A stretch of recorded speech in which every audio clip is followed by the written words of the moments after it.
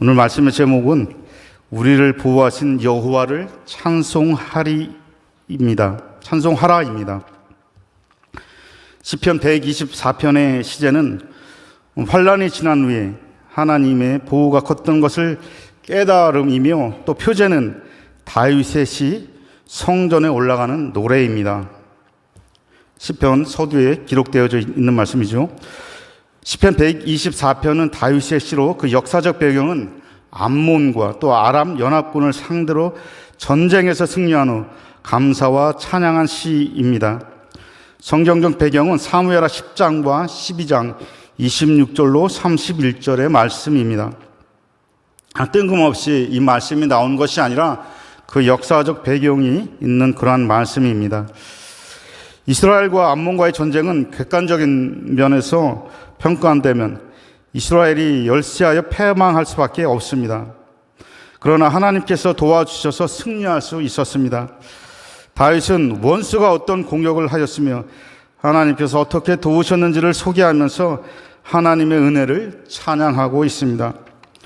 오늘 말씀도 세 가지로 나누어 살펴볼 수 있습니다. 첫 번째 말씀은 하나님의 도우심을 받는 자는 그 도우심을 구체적으로 열거하면서 하나님께 감사한다는 말씀입니다. 우리를 공격하는 적들은 맹수와 같이 악한 자들입니다. 시인은 이런 야비한 적들의 공격에 분노를 느끼기보다는 하나님의 도우심이 적기에 있어서 승리케 하심을 감사하고 있습니다. 우리 성도들도 원수의 공격을 받을 때 그들의 악함보다 하나님의 사랑을 더욱 기억하고 감사할 수 있어야 한다는 말씀입니다. 두 번째는 악인의 공격이 감당할 수 없이 강하지만 하나님의 보호하심이 더욱 강함을 우리가 경험하게 됩니다. 아무리 사탄 마귀가 악한 자들을 조종해서 우리를 공격한다 할지라도 하나님의 보호하심이 그보다 훨씬 크다는 것을 가르쳐 주시는 말씀입니다. 세 번째는 창조주 하나님의 사랑 안에 있는 자는 반드시 승리한다는 것입니다. 성도의 삶이 어느 때는 육식동물의 입속에 사냥꾼의 올무에 갇혀서 들어가는 때가 있습니다.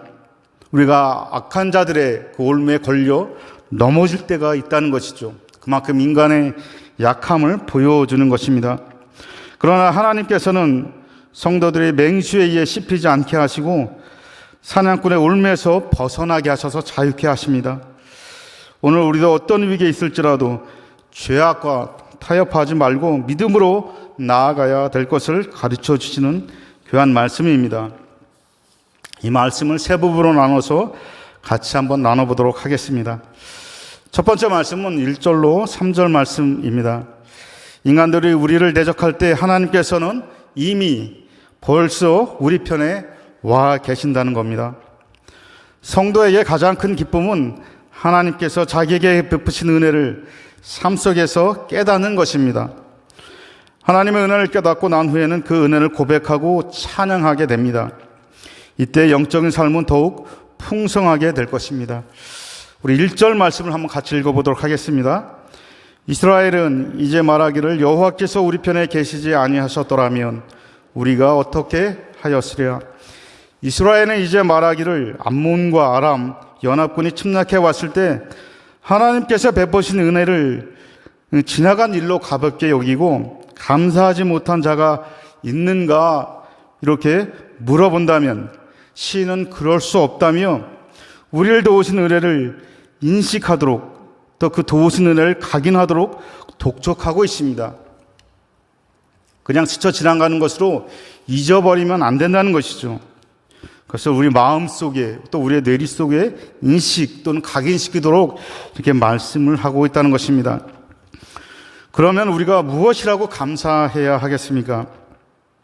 그에 대한 답을 하고 있는데 중반절에 여호와께서 우리 편에 계시지 아니하셨더라면 연합군과 이스라엘군과 싸움은 이스라엘이 절대적으로 열세였습니다. 그러나 하나님께서 재빨리 이미 우리 편에 와 계시자 우리 편의 전력이 저들보다 훨씬 우세하게 되었습니다. 또 우리가 어떻게 하였으라라는 말씀은 만약 하나님께서 우리 편에 계시지 않았다면 우리는 살아남지 못하고 죽었거나 포로가 되었을 것이다 라고 고백하고 있습니다. 왜냐하면 우리 스스로는 우리는 아무것도 할 수 없다는 그러한 말씀입니다.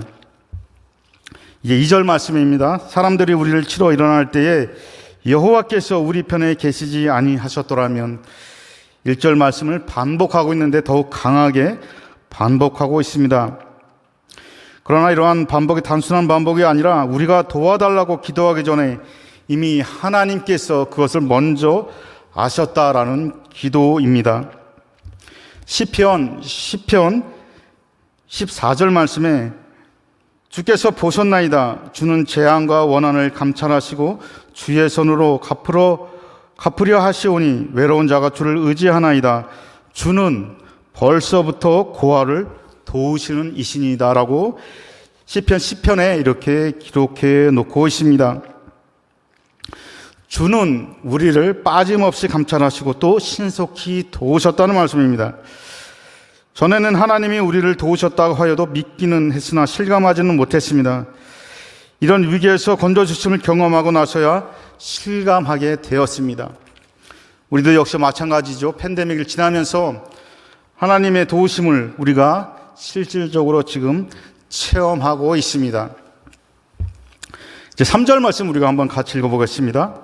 그때 그들의 노염이 우리에게 맹렬하여 우리를 산채로 삼켰을 것이며 그때 하나님께서 함께 하시지 않았다면 우리는 저들에게 산채로 삼켰을 것이라는 것입니다. 히스기야 왕 때에 아스루 왕 사네립이 유다 왕 히스기야에게 항복을 요구합니다. 수많은 군대를 몰고 와서 항복을 요구하게 되죠. 이때 적어도 18만 5천 명 이상의 사람들이 왔다고 성경은 기록해 놓고 있습니다. 이때 히스기야 왕은 하나님을 믿고 항복을 거부했습니다. 그렇게 되자 사네립이 랍사게를 통해서 맹렬한 노를 전하게 됩니다. 마치 사자가 토끼 한 마리를 산채로 삼키듯 아수르는 이스라엘을 순식간에 삼키게 됩니다. 이처럼 이스라엘은 연약한 존재였습니다. 그러나 하나님은 다윗 시대에 그들을 암몬과 아람 연합군에게서 건져주셨고 히스기야 왕 시대에도 함께 하셔서 아수르 진중에 18만 5천 명을 하룻밤에 죽이고 아수르 왕 사네립은 자기 나라에 돌아가서 자기 신전에서 자기 아들에게 죽임을 당하고 말았습니다. 옛날이나 지금이나 악한 자들은 교회와 성도들이 자기들과 같지 않고 자기들의 사상과 같지 않다고 또 자기들의 뜻대로 살지 않는다는 이유 때문에 필요 이상의 분노를 맹렬히 내뿜게 됩니다. 그러나 우리는 어떻습니까? 하나님께서 우리 편에 계시지 아니하셨더라면 우리는 지금 이렇게 평안한 삶을 살 수 있었을까? 우리는 우리를 지켜주시는 하나님께 감사하지 않을 수 없습니다. 끝까지 지키시고 보호하시어 우리에게 주신 사명을 바르고 능력 있게 감당하는 하나님의 백성이 되어야겠습니다. 이제 4절로 5절 말씀을 통해서 악한 자의 분노가 또는 자연의 재난이 강하게 밀려올 때도 하나님께서 지켜주신다는 말씀입니다. 인간의 힘으로는 도저히 감당할 수 없는 자연의 재난의 위기에 처할 때도 하나님께서 지켜주시면 능히 이겨낼 수 있다는 말씀입니다. 우리 4절 말씀 한번 같이 읽어보겠습니다. 그때 물이 우리를 휩쓸며 시내가 우리 영혼을 삼켰을 것이며 하나님께서 우리를 보호하지 않았더라면 물과 시내는 우리를 휩쓸고 우리 영혼을 삼켰을 것입니다. 그때 하나님은 어떻게 하셨습니까? 시편 18편 16절 말씀입니다. 그가 높은 곳에서 손을 펴서 나를 붙잡아 주시며 많은 물에서 나를 건져내셨도다 라고 시인은 읽고 있습니다. 하나님을 향한 하늘의 문은 열려 있습니다. 또 그 문은 막을 자가 없습니다. 하나님께서 높은 곳에서 손을 내밀어 나를 움켜잡으시고 깊고 험한 물에서 건져 주셨습니다. 우리 5절 말씀 한번 같이 읽어봅니다. 그때 넘치는 물이 우리 영혼을 삼켰을 것이라 할 것이로다. 여기서 넘치는 물은 거만한 물을 뜻합니다. 악인들은 자신들의 악한 뜻 또 악한 방법으로 공격하면서도 얼마나 거만합니까? 사실 이번에 전쟁이 일어나는 우크라이나 사태를 봐도 그런 것을 분명히 알 수 있죠.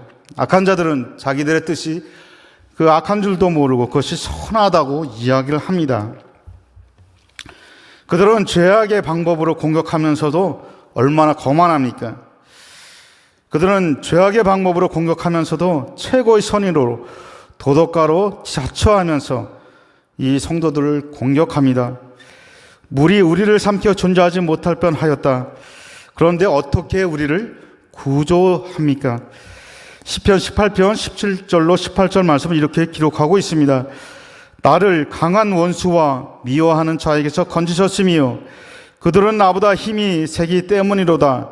그들이 나의 재앙의 날에 내게 이르렀으니 여호와께서 나의 의지가 되셨도다 라고 시편은 기록해 놓고 있습니다. 다윗 왕에게도 사울 왕이 있었습니다. 어느 순간 다윗을 방치하셨다면 벌써 다윗은 죽었을 것입니다. 그런데 주께서는 주의 종들을 지혜롭고 강한 자들의 손에서 건져주셨습니다. 결코 다윗이 내가 승리한 것이 아니라 내가 살아남은 것은 전적으로 하나님의 은혜였다고 고백할 수밖에 없습니다. 우리의 삶도 다르지 않습니다. 이러한 말씀을 읽을 때마다 성령의 감동을 주어서 깨닫게 하시고 또 기도할 수 있게 하셨습니다. 하나님께서는 그 기도에 응답하시고 새 힘을 우리에게 주셨습니다. 이제 6절로 8절 말씀을 통해서 하나님께서 내 영혼을 사냥꾼의 올무에서 벗어나게 하셨다라는 시인의 고백입니다. 시인은 자신이 당하는 고난을 2절과 3절에서는 사람들의 노여움이라 말합니다. 그리고 4절에서는 물과 시내의 넘침으로, 그리고 7절에서는 사냥꾼의 올무라 말하고 있습니다. 만약에 하나님께서 우리를 그곳에 내주었더라면 우리는 산채로 삼켰을 것이고 우리 영혼이 휩쓸려 그들에게 다시 삼켰을 것이고 또 우리 영혼이 삼켰을 것이다. 그들에 의해 씹혔을 것이다 라고 시인은 고백하고 있습니다. 우리 6절 말씀 한번 같이 읽어보겠습니다.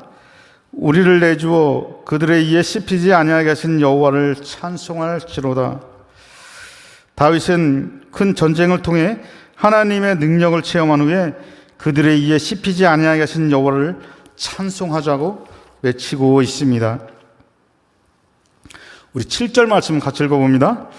우리의 영혼이 사냥꾼의 올무에서 벗어난 새같이 되었나니 올무가 끊어짐으로 우리가 벗어났도다.